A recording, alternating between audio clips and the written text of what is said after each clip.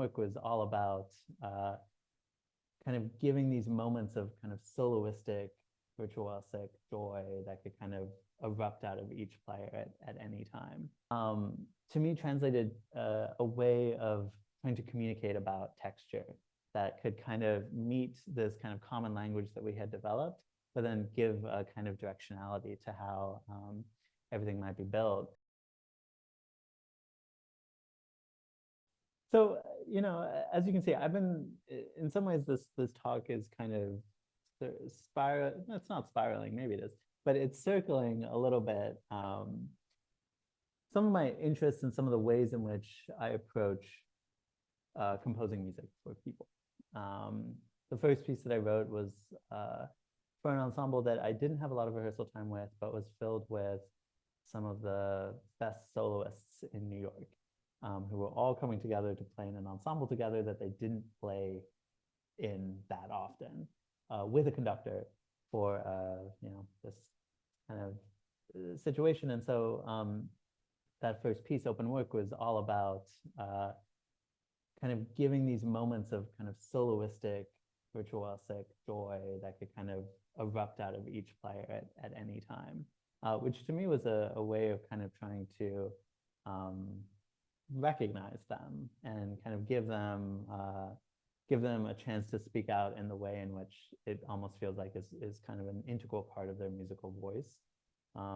And in some ways, to me, I was kind of trying to like psychologically bridge that, as well as kind of notationally and structurally and all of those things. In the second piece, I was thinking about, how does a percussionist think? Well, they hit things in specific orders. You know, it's in some ways a little bit less about, you know, tone or bow weight or breath, you know, how much breath you're putting into the instrument. And so trying to find the kind of sight of both the kind of creative approach, as well as the way in which the kind of pedagogy of their instrument would affect the way in which they approach something that was a little bit more open. And so for that piece, trying to have them bend time a little bit felt like something that was in their wheelhouse, as compared to, you know, maybe trying to make them, I don't know, like everyone likes to bow a vibraphone, but like not for 10 minutes. Some people do. And so for this piece, this was one of the first opportunities I had to really closely develop a musical and improvisational vocabulary with a performer. Andrew and I had been friends for a couple of years at that point, having met at a show, at a Resonant Body show that they had done with Caroline Shaw. They had a duo.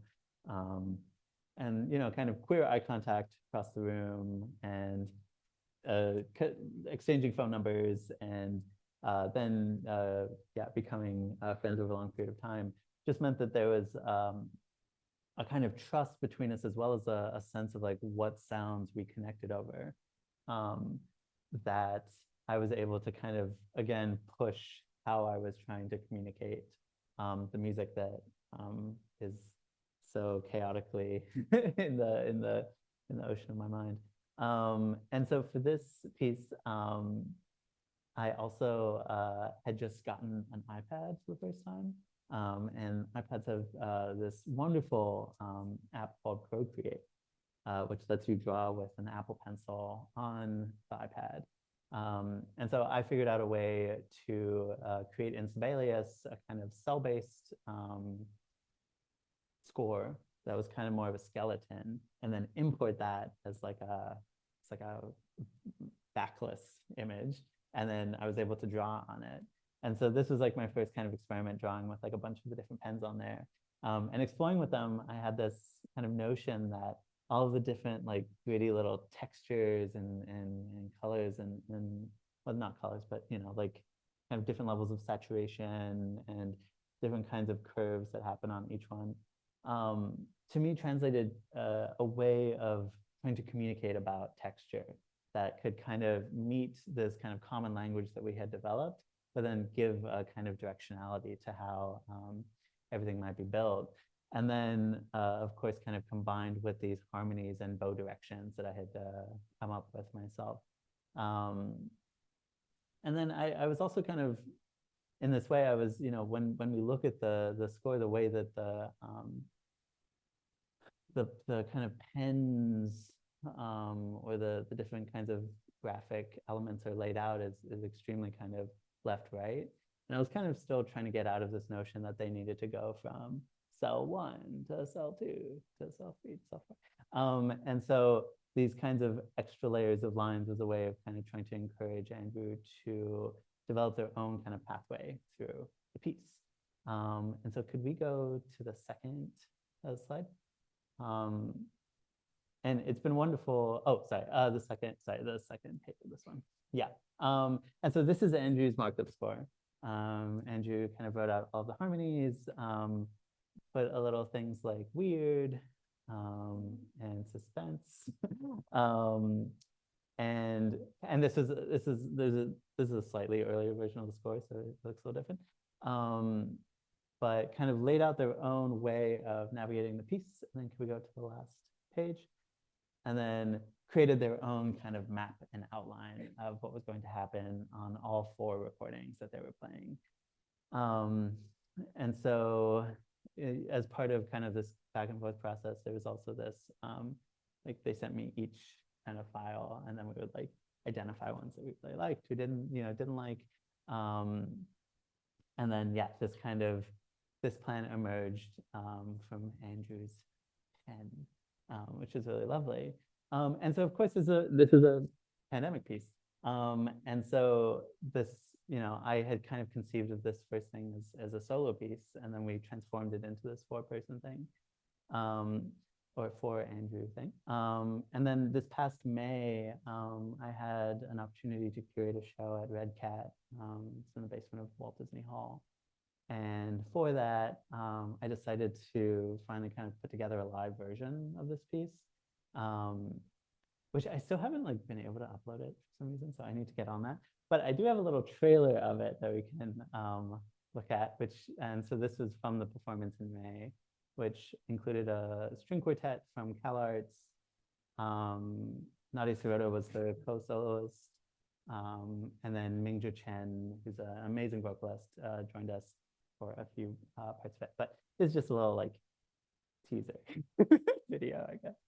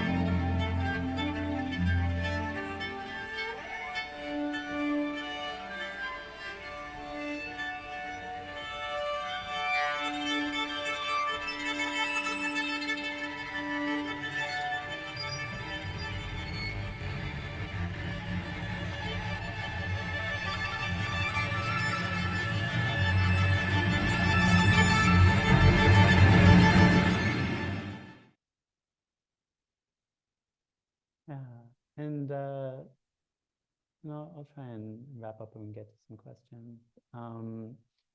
For that piece, it was really it was rewarding to put together this kind of entire show. It was my first time. Ended up being a kind of 70-minute unbroken um, kind of series of mosaics and nested pieces by collaborators that we were kind of close with. So it ended up being, I think, fragments from 7 or 8 previous string quartets or string pieces of mine that I combined either on top of one another or next to one another, that then would kind of melt into pieces by Nico Muhly, Will Ancelotti, and Caroline Shaw, and Andrew themselves.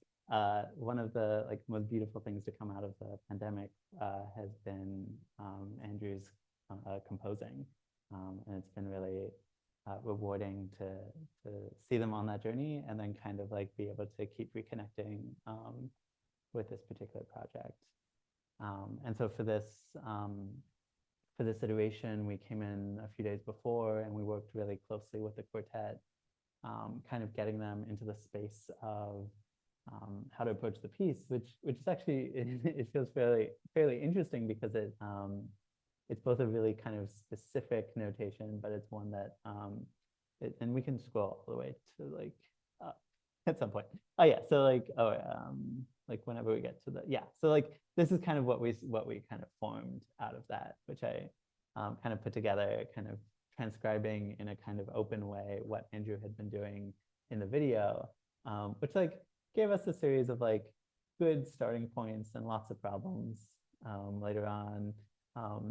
In a lot of ways, we kind of had to ask each other how precious we were with this kind of original piece that we had made, and what the piece was about, which was really fun to kind of continue to think about that and see it in these different iterations. And so most recently, we did a workshop with Ensemble Connect at Carnegie Hall's Education Wing, and we were we kind of had we had all of Ensemble Connect, and we kind of gave them different parts, and we formed all these solos, and we built it out really specifically where everyone knew what they were doing.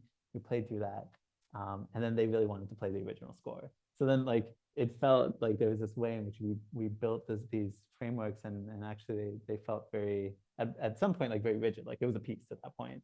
And then we were able to kind of flow back into this original score, which was really fun. But yeah, thank you so much.